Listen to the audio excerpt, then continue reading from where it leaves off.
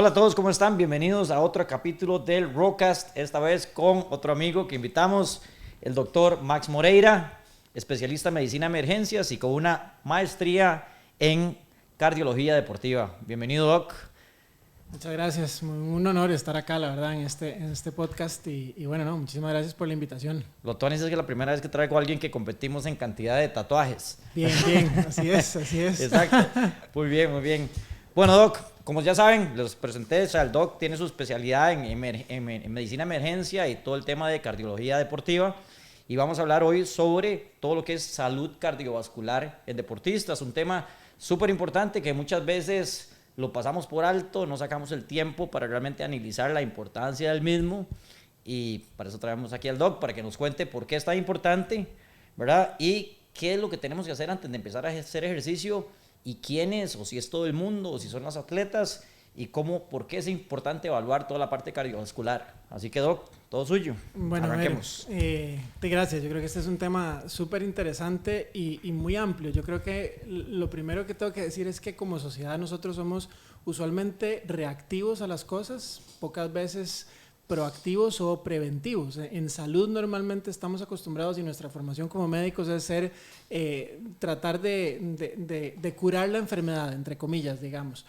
Pero hacemos poco en prevención, y en este escenario probablemente uno de los pilares fundamentales de la salud cardiovascular en el deporte en general, no solamente en el atleta de alto rendimiento, sino en cualquier persona que practique cualquier tipo de actividad física, es prevenir, y prevenir en términos de salud cardiovascular. Es decir, ¿qué estamos previniendo ahí? Prevenimos la muerte súbita, así de grave como se oye, así de terrible como se oye, porque el peor escenario posible es que alguien colapse súbitamente y fallezca por un trastorno del ritmo del corazón fatal, y ese es un escenario muy dramático. Evidentemente es un escenario mucho más dramático cuando se televisa en un atleta de alto rendimiento, como ha pasado en algunas ocasiones, pero no es tan infrecuente como uno quisiera, y bueno, ahí va a depender de diferentes características que ahora vamos a conversar, pero ese es el escenario fundamental. Y que no solo a los futbolistas le pasa, porque son de los que más se oye, murió muerte súbita el futbolista, pero yo creo que es un tema general de los atletas. Total. O sea, el futbolista es el que tiene más exposición en medios. Exacto. Ajá. De hecho, probablemente las más famosas han sido de futbolistas, y a partir, digamos, de lo que pasó con el jugador de Camerún en una Copa América jugando contra Colombia hace años, probablemente ese fue el primer evento televisado, pero después de eso ha habido una gran cantidad de eventos, como vos decís, no solamente en fútbol, sino también en otros escenarios, por ejemplo, en ciclismo, en triatlón, por ejemplo. Entonces, no es solamente, digamos, de aquellas personas que ya tienen una enfermedad cardiovascular, sino también de atletas de alto rendimiento. Entonces, es tratar de prevenir en todo ese escenario. Yo creo que hay una parte importante de aquí que es hablar de realmente, bueno, cuáles son las pruebas que la gente se debería hacer y quiénes se las debería hacer, porque mucha gente diría, bueno, no, es que sí, que se las hagan ellos porque entrenan todo el día y son atletas de alto rendimiento y le están dando durísimo el corazón. Pero yo que nada más me jengueo los fines de semana en la sabana, o que hago ejercicio ahí de vez en cuando, no lo estoy forzando tanto y no debería hacerlo. Entonces la pregunta es, ¿esto es algo que realmente debería hacer la población en general, y por qué, verdad? ¿Y cuáles son las pruebas que deberían de hacerse para realmente evitar un montón de cosas que se podrían, como decís vos, proactivamente evitar? Vamos a ver, yo creo que el concepto es que toda la población es tributaria de prevenir una muerte súbita, y toda la población debería estar pensando en su salud cardiovascular. Evidentemente, pero digamos que cuando uno ve los atletas de alto rendimiento que probablemente entrenan 20 veces más de lo que puede hacer una persona normal en un gimnasio, saliendo a caminar alrededor de la casa, uno piensa que esos son los que tienen más riesgo. De una u otra forma es cierto, pero como les decía ahora, probablemente todos somos tributarios de evaluar nuestra salud cardiovascular antes de hacer una actividad física. El otro elemento importante es que esto no es una receta de cocina, entonces no le sirve lo mismo a todo el mundo, y va a depender de varias cosas. Uno de los grupos etarios, no es lo mismo evaluar a personas por debajo de los 35 años que por encima de los 35 años. Ahora podemos ahondar un poquitito en las diferencias. No es lo mismo evaluar a hombres que a mujeres. No es lo mismo evaluar a personas que ya tienen factores de riesgo familiares. No sé, que alguien ya tuvo un infarto en la familia o tuvo una muerte súbita en la familia, a alguien que no tiene esa historia familiar, y tampoco es lo mismo evaluar a alguien que ya, por ejemplo, es hipertenso, diabético o tiene una enfermedad de las arterias coronarias versus alguien que no lo tiene. Pero en realidad, toda la población en general que hace actividad física es tributaria justamente de evaluar, digamos, cómo está el estado de su salud, no solamente cardiovascular, sino cardiopulmonar. Es un poco más amplio. Y aquí el punto es que en algún momento hay una discusión de, bueno, si el ejercicio es un gatillo, ¿verdad? Eso es, hasta de memes es causal para una muerte súbita, que es mejor entonces no hacer tanto como hacen los atletas de alto rendimiento. El tema es que los atletas de alto rendimiento normalmente están más monitorizados que esos, como vos hablabas y lo decíamos ahora antes, de los weekend warriors, ¿verdad? Esos que trabajan toda la semana pero no hacen ninguna actividad física, son hipertensos, no controlados, son obesos y van y mejenguean 3 veces el fin de semana, y en realidad esos son los que tienen mucho más riesgo de una muerte súbita, sobre todo por el tipo de deporte. Entonces ahí ese es como el escenario. Realmente el espectro es de toda la población. En algunas partes del mundo, de hecho, por ejemplo, en Europa está definido por las federaciones internacionales de diferentes deportes que los atletas que ya firman un contrato y que son profesionales o que se consideran atletas élite desde los 16 años empiezan a tener ya un seguimiento de su salud cardiovascular. Entonces, desde temprana edad uno puede ir evaluando eso. Evidentemente, antes de eso, probablemente las cargas de trabajo, aún en atletas de alto rendimiento, no son tan altas, entonces hay un poco menos de riesgo. Correcto. Digamos, si queremos empezar, Doc, tal vez como a categorizar un poco, yo sé que es muy difícil, como decís vos, no es un cookie cutter, ¿verdad? Que es lo mismo para todos, pero digamos, está la persona que ha sido sedentaria toda su vida, nunca ha hecho ejercicio y quiere empezar a hacer ejercicio por primera vez y va a arrancar. Está la que realmente es semisedentaria, como decís vos, trabaja toda la semana, no es realmente una persona que se cuida en su alimentación, en su estilo de vida, pero el fin de semana su despeje es ir a mejenguear 3 horas a la sabana o 3 horas al parque. Están las personas que vienen y van 2, 3 veces por semana al gimnasio, y están los atletas de alto rendimiento que ya es a nivel competitivo. ¿Cómo cada uno de estos grupos debería de arrancar o debería de empezar por proactivamente hacer algo? No sé si los categoricé de una forma muy simple, ¿verdad? No, está perfecto. Son grupos muy, muy interesantes. Tal vez la primera cosa, y voy a insistir en el tema del grupo etario, es definir si esos grupos que acabas de plantear, que son absolutamente correctos, tienen más de 35 años o menos de 35 años. ¿Y por qué es importante? A ver, 35 años es una línea divisoria arbitraria, porque hay que ponerle un número, digamos. Ahora eso está un poco en gris. Ya cuando es máster, o sea, hasta el deporte, ya, mayor de 35 atleta ya son máster. Veterano ya. Atleta máster, correcto. Entonces, pero bueno, es una línea divisoria arbitraria. Lo que pasa es que en atletas jóvenes o en gente joven, uno lo que busca son enfermedades hereditarias cardiovasculares. Estas son las enfermedades que son genéticas. Entonces, hay enfermedades del músculo cardíaco o enfermedades del circuito eléctrico del corazón. Aquí voy a hacer un paréntesis. Acordémonos que el corazón es una bomba que funciona a través de un circuito eléctrico. Hay que verlo así de fácil para poder identificar, digamos, las enfermedades. Entonces, por un lado vamos a buscar las enfermedades de la estructura de la bomba o enfermedades del circuito eléctrico del corazón. Esas son las más frecuentes en los menores de 35. Ya cuando hablamos de mayores de 35, estamos justamente buscando enfermedades adquiridas por mala alimentación, por sedentarismo, porque la gente fuma, etc.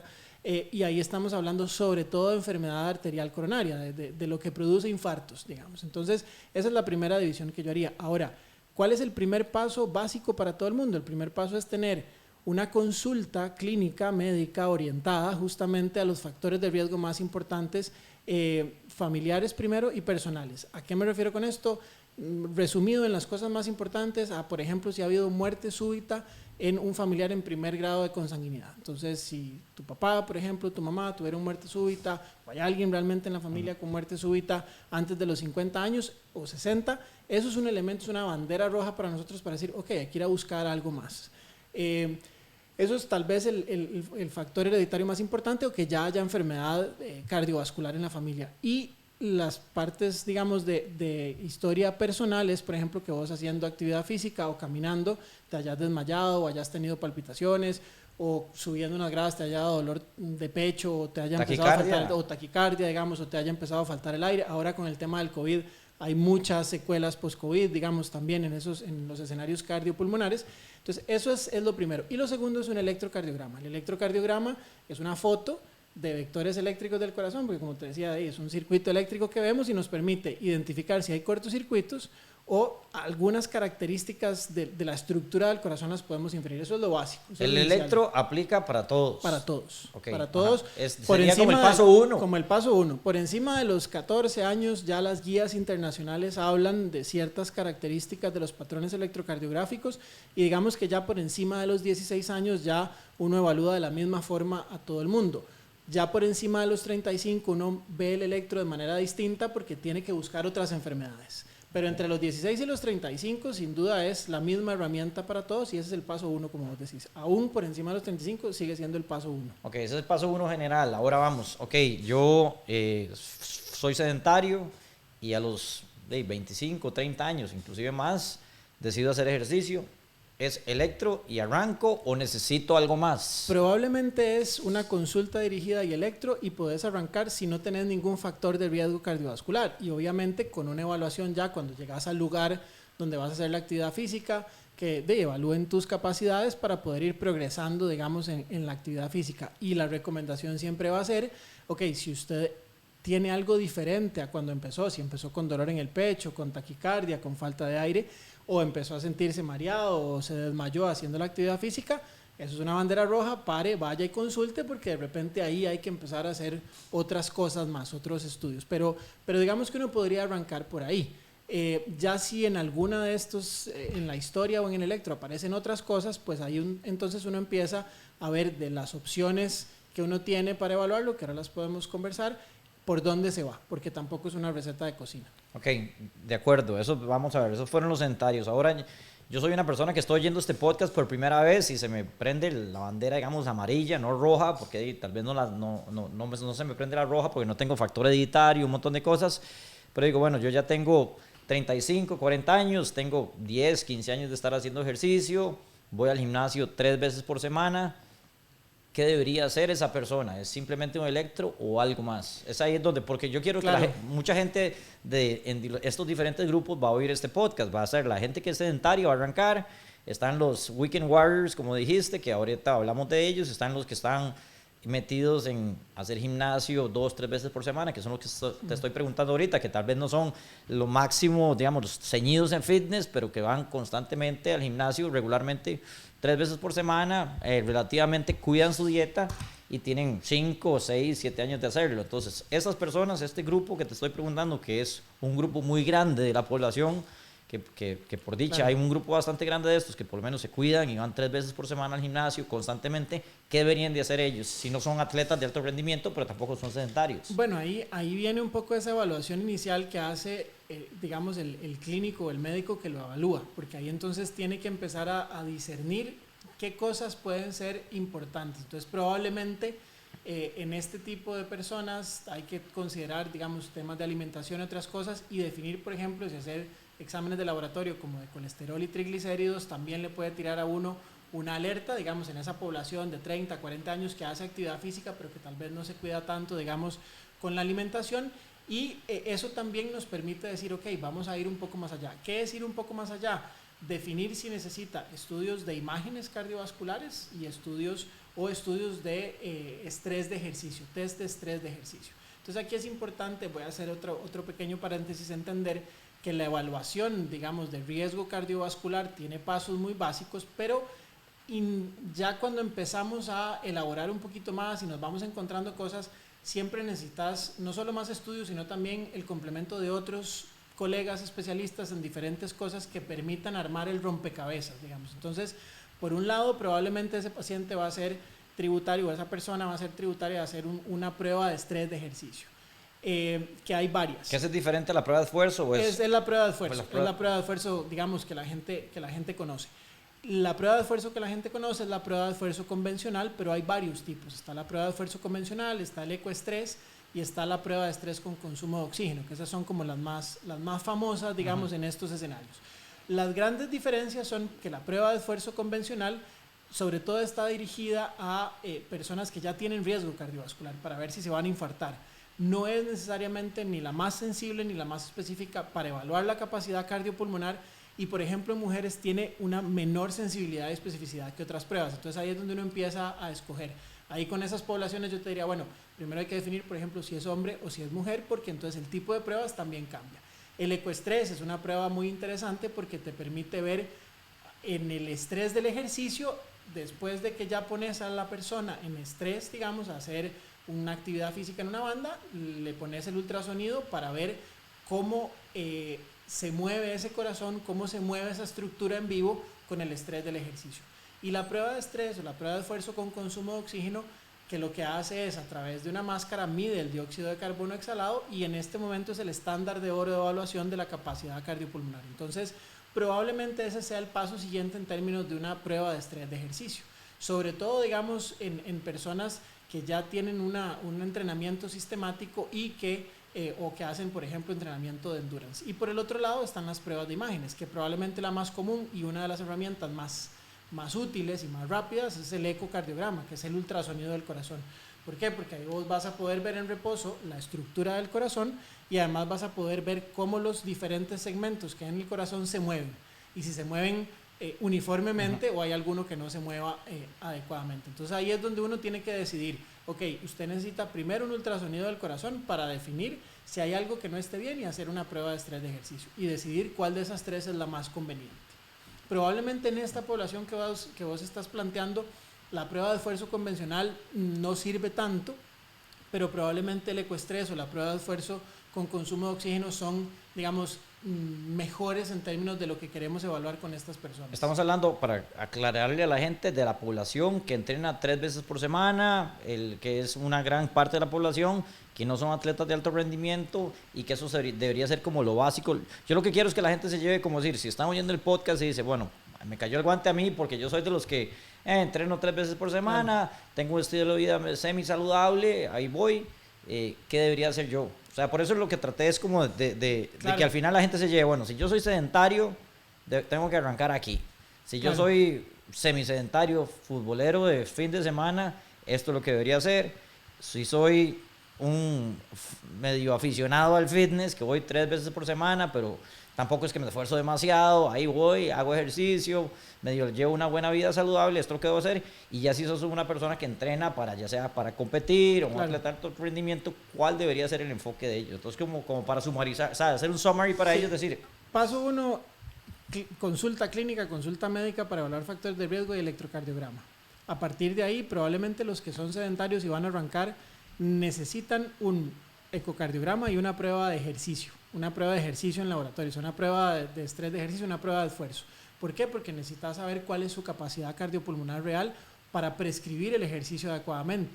Porque la intensidad del ejercicio también puede ser un gatillo para una arritmia fatal si no tenés evaluado a esa persona. Entonces esos serían como los pasos para los semisedentarios y para los sedentarios. Para las personas que ya hacen actividad física, una de las cosas a evaluar en esa consulta inicial es hace cuánto hacen actividad física y qué tanto lo hacen, porque eso, digamos, la historia deportiva es fundamental. Las personas que nunca han hecho actividad física, a la hora de que les pones la actividad física, la intensidad, la percepción del esfuerzo es muy distinto. Para alguien, voy a ponerte un ejemplo, no es lo mismo, digamos, para alguien que mide 1,90, caminar a una velocidad de 6.4 kilómetros por hora en una banda, por ejemplo, a alguien que mide 1,50, caminar a 6.4 kilómetros por hora. Ya a esa velocidad la persona de 1,50 casi que tiene que trotar. Y trotar significa multiplicar por 3 la carga metabólica. Entonces, esas diferencias en términos de la percepción del esfuerzo que va a tener la persona a la hora de hacer una actividad física, aquí estoy poniendo el ejemplo de caminar en una banda, pero eso se reproduce cuando estás haciendo cualquier tipo de actividad física, sea de ejercicio contra resistencia o sea de ejercicio aeróbico puramente, eso hay que evaluarlo, porque vos tenés que saber cómo no haces una carga de intensidad, una carga de trabajo y una intensidad más alta que la persona pueda tolerar y que pueda conllevar una arritmia, porque al final de cuentas uno, excepto que uno lo vea directamente con un cateterismo, con un angiotac de coronarias, que es otro de los estudios que uno podría hacer en algún momento, uno no sabe cómo están las arterias coronarias, uno las puede inferir, digamos, y al final de cuentas, por encima de los 35 años, el problema más grande es que uno se infarte cuando está haciendo actividad física. Entonces, esta prueba de esfuerzo, digamos, es el siguiente paso para saber cuál es la capacidad y si hay riesgo o no, digamos, de tener un infarto. Cuando son menos de 35 años, probablemente en cualquiera de esos escenarios, en la mayoría, con únicamente el electro y la consulta médica bien orientada, si no hay factores de riesgo, puede ser suficiente para arrancar, digamos. A veces, como yo te decía ahora, no es una receta de cocina, pero a veces tampoco hay que hacer un montón de estudios. A veces con una sola cosa muy concreta y con un buen seguimiento, si están bien evaluados desde el punto de vista clínico, es suficiente. Ok, ahora un atleta que se entrena para competir y alto rendimiento, ¿qué debería hacer si no lo ha hecho? ¿Por dónde debería arrancar, digamos? Ok, y eso es importante porque estas evaluaciones vos las haces una vez, pero deberías hacerlas por lo menos cada año, que eso es lo otro, ¿verdad? Que es el seguimiento. Esa era otra pregunta que te iba a hacer. ¿Cada cuánto? Cada año, mínimo, digamos, porque tenés que ver la evolución y tenés que ver si no aparecen síntomas, digamos, en el camino. Ahora, en los atletas de alto rendimiento, yo creo que ahí el enfoque cambia, porque por un lado tenés la evaluación cardiovascular, que debería hacerse mínimo anual. De hecho, por ejemplo, en Europa, en Inglaterra, digamos, con los atletas olímpicos, que yo tuve mucha relación, digamos, en esa parte de mi formación, o con los atletas de la Premier League de fútbol o la Premiership de rugby, el seguimiento, digamos, arranca a los 16 años, mínimo con un electrocardiograma y un ecocardiograma, un ultrasonido del corazón, y eso sigue así más o menos hasta los 24 o 26 años. Obviamente los atletas de élite, mientras sigan compitiendo, se siguen evaluando anualmente. Y normalmente eso es un poco la recomendación que uno hace. En el atleta de rendimiento uno hace una evaluación del riesgo cardiovascular y después las evaluaciones, sobre todo con la prueba de esfuerzo, digamos, con consumo de oxígeno, va más orientada al rendimiento. Entonces probablemente cada 3 meses, dependiendo de los macrociclos que tengan y dependiendo de las competencias, pues termina siendo una herramienta importante en el alto rendimiento para poder cambiar cosas en el entrenamiento y lograr esa clasificación a las Olimpiadas o esa medalla, ¿verdad? Ahí ya es un enfoque un poquito distinto. La gran mayoría de los estudios que hay en prevención de riesgo cardiovascular justamente están hechos en atletas porque es una población cautiva muy fácil de estudiar, digamos, tanto en Europa como en Estados Unidos y en Australia y Nueva Zelanda. Entonces, muchísima de la información que justamente estamos conversando acá viene de eso, ¿verdad? Viene de esa evaluación que vos haces con electrocardiograma y con ecocardiograma en función de evaluar estas enfermedades hereditarias cardiovasculares que se dan antes de los 35 años. Ok, y decías, ¿a partir de qué edad? Porque, por ejemplo, te digo, en mi caso, yo tengo un hijo que juega fútbol y juega, por decirlo así, fútbol competitivo, tiene 16 años y la verdad nunca se me ha pasado por la mente porque uno dice, es que son muy chamacos todavía, ¿verdad? Claro. ¿A partir de qué edad es que uno debería empezar realmente a monitorear esto para, como decís vos, prevenir y estar alerta a que todo esté bien y nada vaya a pasar? Claro. Yo creo que mucha gente, como decís vos, o sea, mucha gente ya hace algo cuando la torta pasó. Claro, y sí. La cosa es ser, a algo. Exactamente, ser reactivos, para ser proactivo. Bueno, este es una buena forma de aclarar un poco. Lo que habla, por ejemplo, la misma FIFA en términos de evaluación cardiovascular, la parte médica de la FIFA, lo que habla el Comité Olímpico, y lo que hay de evidencia científica. De hecho, hay un artículo muy interesante que produjo el grupo de Londres donde yo estudié, con 11.000 futbolistas de ingleses, de juveniles entre los 15 y 17, 18 años. Evaluaron más de 11.000 futbolistas justamente y los tamizaron con electrocardiograma y ecocardiograma para ver, digamos, un poco la epidemiología de las enfermedades. Entonces, parte de eso no solamente permitió discriminar entre hombres, mujeres, entre diferentes orígenes étnicos, digamos, porque además en Inglaterra hay muchísima población de diferentes orígenes. Correcto. Ajá. Entonces, es un estudio supremamente interesante y al final las recomendaciones en el fútbol inglés es que a partir de los 16 años, que además usualmente es cuando firman contrato, digamos, cuando ya están jugando con un equipo, anualmente van a tener un electrocardiograma y un ecocardiograma. Entonces probablemente la respuesta en el contexto tuyo es dale ya. Digamos, en este momento debería tener mínimo una consulta médica para evaluar la parte de riesgo cardiovascular y un electrocardiograma, que además hay que evaluarlo con cierto ojo porque el electrocardiograma de un deportista que entrena 5 o 6 veces por semana, que normalmente va a entrenar más de 6 horas por semana, normalmente van a ser 10, entre lo que hace, digamos, en el equipo, más gimnasio, otras cosas. Más los partidos, más todo, estamos hablando de que sí son fácil 12 horas por semana ajá. mínimo, digamos. Ya ahí vas a tener probablemente cambios eléctricos del corazón, que son adaptaciones usuales al ejercicio, y algunos cambios estructurales que son usuales. Entonces también cuando se hacen esas evaluaciones hay que hacerlas con cierto ojo crítico porque ese electrocardiograma de tu hijo no va a ser igual al de un chico de 16 años que no hace ninguna actividad física.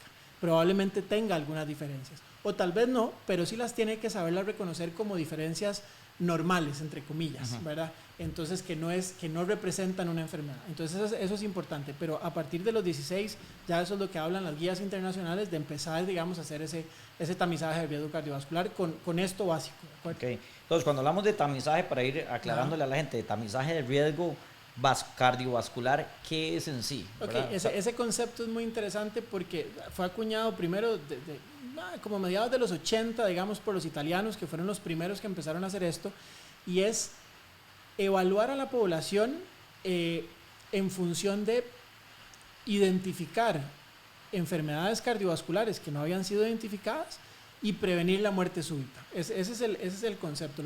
Lo que queremos es que nadie se nos muera, ¿verdad?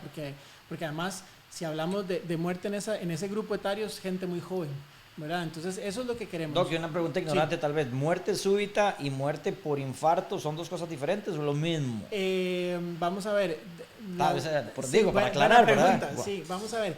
Al final, la muerte súbita, por definición, es cuando alguien colapsa súbitamente y los síntomas empezaron, digamos, 60 minutos, en los 60 minutos previos a que la persona colapsa. Usualmente hay dolor en el pecho, hay alguna molestia y la persona colapsa. Eso es lo que se considera muerte súbita. Entonces está la muerte súbita, que tiene relación con las enfermedades del músculo cardíaco, del circuito eléctrico, y también está la muerte súbita relacionada al infarto. El concepto de muerte súbita es el tiempo.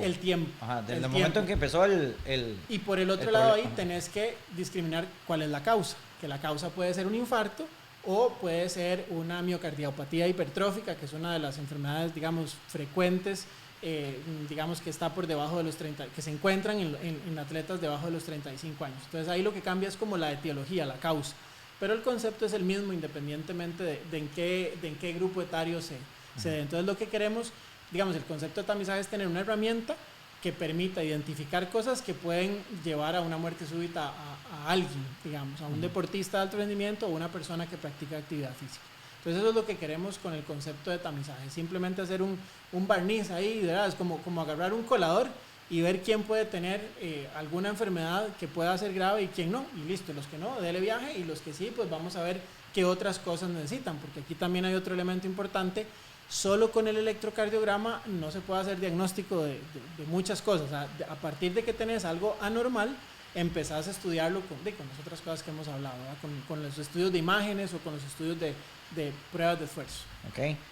Ok, entonces vamos a ver, tal vez como para ir resumiendo un poco y tal vez ya entrando en términos de cierre de lo que estamos hablando, no sé, además de que haya otro tema, que el doc diga, hay que tocar un tema que no lo hemos tocado, porque yo creo que el enfoque era realmente la salud cardiovascular y que deberían de ser absolutamente todas las personas.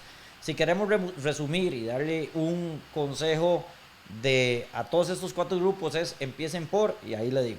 Empiecen por una consulta médica dirigida y un electrocardiograma, porque esa consulta médica dirigida va a permitir identificar los riesgos familiares y personales, y a partir de ahí uno empieza a desgranar ahí la mazorca, digamos, para ver quiénes necesitan más estudios complementarios y quiénes no necesitan nada. Hay mucha gente que no necesita nada, de hecho la gran mayoría de las personas no necesitan nada más que eso, pero hay una parte de la población de 100, 20, según las estadísticas que hay, que probablemente van a necesitar algunas otras cosas. Entonces ahí es donde está, digamos, el punto donde la labor que uno hace es importante, en prevenir eso, porque al final de cuentas estamos previniendo la muerte de una persona digamos, en edad productiva, además, que probablemente tiene familia, que, ¿verdad? Entonces, sí, un montón de cosas. Un montón de elementos que rodean el impacto tratando social. De prevenir una desgracia. Exacto. Entonces, al final un poco ese es el concepto. Y lo otro también, tal vez, es que hay que orientar cuáles son las pruebas complementarias. ¿Por qué? Porque muchas veces, como yo les decía ahora, no es una receta de cocina, entonces no a todo mundo le sirve lo mismo. Y yo creo que ahí es donde nosotros como clínicos, digamos, que estamos dedicados a esta parte, somos los que podemos tratar de orientar un poco hacia dónde, porque a veces la gente va y se hace 1000 cosas que al final necesitaba una de esas, o al final no se hace nada y necesitaba 1000 cosas. Entonces yo creo que ahí esa orientación caracterizando a cada persona es muy importante, pero arrancar, digamos, con el electro, como se ha hecho en otras partes del mundo, ya eso es un paso muy importante, ya eso te permite poder, digamos, discernir y poder, digamos, definir poblaciones que van a tener más riesgo que otras. Uh-huh.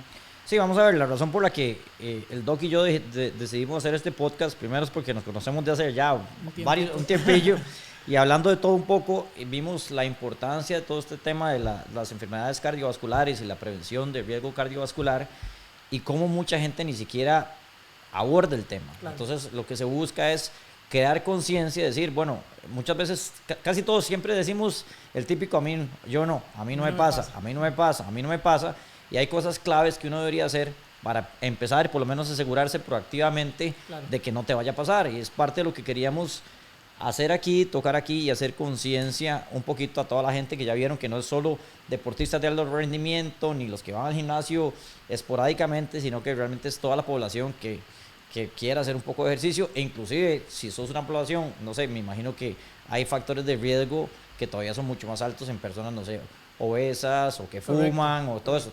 También te iba a preguntar eso, ¿verdad? Eso es importante. Digamos, yo no voy a hacer ejercicio, digamos, yo estoy oyendo este podcast y digo, yo no hago ejercicio, entonces ¿para qué?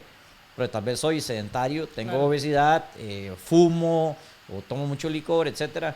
¿Cómo influye todo eso? Era algo que tenía y que me acabo de acordar que sería bueno tocarlo. Bueno, a ver, justamente probablemente esa es la población que más necesita tener ciertas evaluaciones porque son los que más riesgo tienen. Ahí probablemente esos son los que sí necesitan un montón de estudios para poder definir cuál es el riesgo cardiovascular. El tema es que la gente, como vos decís, normalmente hace sus actividades cotidianas, trabaja, va al súper, está con la familia y tal, pero de repente a la hora de subir las gradas de la casa se cansa. Pero, se agita, suda, exacto. Sí. Exacto. Y eso la gente dice, es que eso me pasa siempre, eso es normal. No, eso no es normal, ¿verdad? Entonces, cuando uno evalúa la capacidad cardiopulmonar, por ejemplo, de las personas, hay una serie de rangos por edades. Entonces, digamos, voy a hacer un número ahí hipotético, digamos que la unidad de medida de la capacidad cardiopulmonar con las pruebas de esfuerzo con consumo de oxígeno es en mililitros por kilo minuto. No importa mucho la unidad, pero es para ponerles un ejemplo. Resulta que en las guías internacionales, cuando uno tiene más de 20 mililitros por kilo minuto, se considera que es un consumo de oxígeno, digamos, funcional, ¿verdad? O sea, que la persona es funcional. Lo que pasa es que para la persona de 70 años, 20 mililitros por kilo minuto está en el percentil 90 del predicho para su edad. Para una persona de 25, 20 mililitros por kilo minuto está por debajo del percentil 5. Entonces, son dos escenarios totalmente distintos. Lo que pasa es que la persona de 20, con 20 mililitros por kilo minuto, puede ir al súper, puede ir a trabajar, pero no se puede pegar una carrerilla para agarrar el bus porque ya se ahogó. Entonces, esa es, digamos, la gran diferencia con estas personas que son obesas, diabéticas, hipertensas, que son sedentarias y que evidentemente el riesgo cardiovascular es muchísimo más alto. Entonces esas son las que más, digamos, más deberían estar pensando en estas evaluaciones. En hacer algo proactivo. Claro, porque además evidentemente el ejercicio es una herramienta fundamental para manejar sus enfermedades crónicas. Ya está más que demostrado, digamos, el impacto positivo de esto, es como evidente, entonces no voy a ahondar mucho en el tema, pero entonces parte de su tratamiento, aparte de los medicamentos que toman, es el ejercicio, prescrito como si fuera un medicamento, pero para eso necesitan evaluarse. Entonces, si van a hacer actividad física, son los que más riesgo tienen de hacer una arritmia, digamos, fatal, un trastorno del ritmo del corazón, un trastorno eléctrico que los lleve a un evento o a un desenlace fatal. Entonces, son, digamos, de las poblaciones que más deberían ser estudiadas. Ok, entonces, en general es número 1 o paso 1, guía. O sea, una consulta guiada con un electro. Con un electro. Obviamente no nos vamos a ir del podcast sin preguntar, porque todo el mundo va a estar ahí preguntando, bueno, ok, ¿y a dónde encuentro al doc? ¿Verdad? O sea, si están trayendo al especialista en cardiovascular, ¿verdad? De medicina cardiovascular, ¿a dónde lo encontramos? ¿O dónde lo podemos ver? ¿O dónde podemos sacar una cita? Cuéntanos un poco dónde estamos. Ahora estamos con un proyecto que se llama Instituto Vivit, que está localizado en una torre de consultorios que está en la UNIVE en Tibás. Entonces ahí tenemos, digamos, todos los equipos para poder hacer todas estas pruebas. De hecho, también con la UNIVE tenemos una relación para nosotros justamente evaluar los angiotacs que se hacen ahí. O sea, hay varios estudios de imágenes que hacemos nosotros, entonces Estamos localizados en el 4º piso de la torre de consultorios y bueno, ahí en Instagram está como Instituto Vivit, nos pueden encontrar y se pueden agendar las citas por ahí. Y hay un proyecto que estamos empezando por acá en Escazú, que ahí les vamos a ir contando poco a poco para tener un espacio también de evaluación cardiovascular también en el oeste. Pero bueno, por ahora en el Instituto Vivit ahí tenemos, de hecho hemos armado un poco la estructura de un paquete para evaluación de deportistas, de cosas para evaluación ya de pacientes con enfermedades cardiovasculares. De hecho, yo coordino el programa de rehabilitación cardiopulmonar que tenemos ahí, que está orientado obviamente a los pacientes que ya tuvieron un infarto o tuvieron una cirugía cardíaca, pero también a los pacientes estos últimos que hablamos, los obesos, los hipertensos, los diabéticos, que necesitan una guía para empezar a hacer actividad física. Entonces justamente hacemos toda una evaluación cardiopulmonar y hacemos una prescripción del ejercicio médica, digamos, para que puedan tener las primeras herramientas y después ya vengan a RO, digamos, y sigan el entrenamiento en RO, digamos, esa siguiente parte más de la comunidad, porque al final mucha gente le da temor empezar porque no sabe cómo y porque no tiene una guía médica. Entonces nosotros lo que tratamos es de hacer un enfoque inicial médico donde le damos ciertas herramientas para que ya la persona después pueda ir a su comunidad y pueda ir a donde vive y acercarse, digamos, a los gimnasios especializados para que puedan, digamos, tener un seguimiento de esa prescripción, digamos, del ejercicio que nosotros hacemos allá. Exacto, y si ya están haciendo ejercicios, si ya están entrenando, ya sea en RO o el gimnasio, donde sea, algo nada más como proactivamente para estar tranquilos, la consulta, un electro, y por lo menos ya saben que proactivamente están chequeando lo que tienen que chequear. Correcto. Para no llevarse ningún susto. Correcto. Así que, Doc, no sé si algo de cierre que queramos tocar. Yo muy agradecido con la invitación.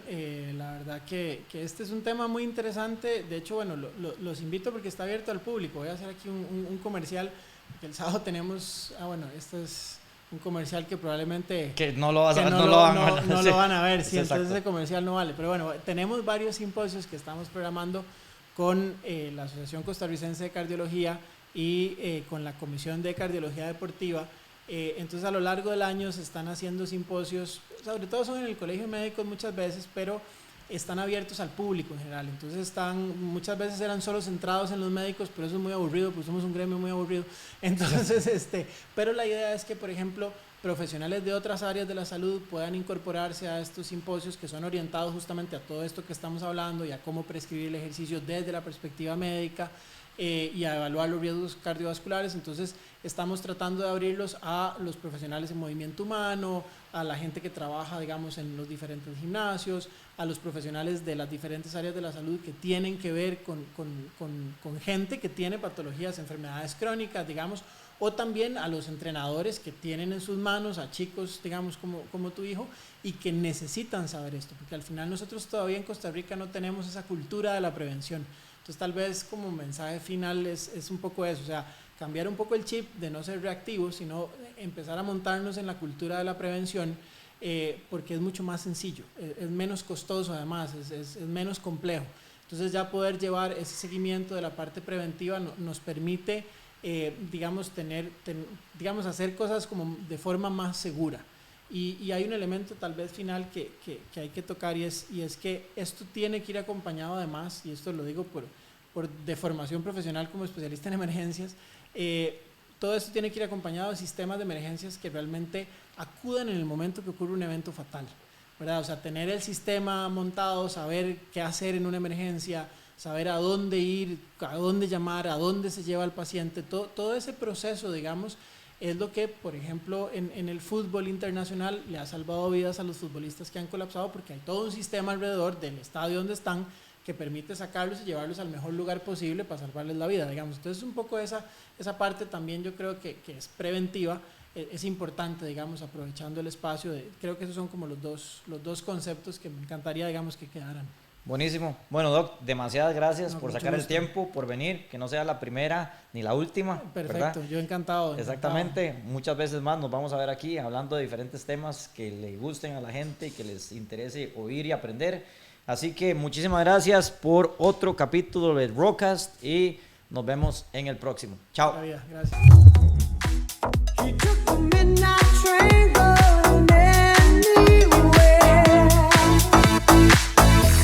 A singer in a smoky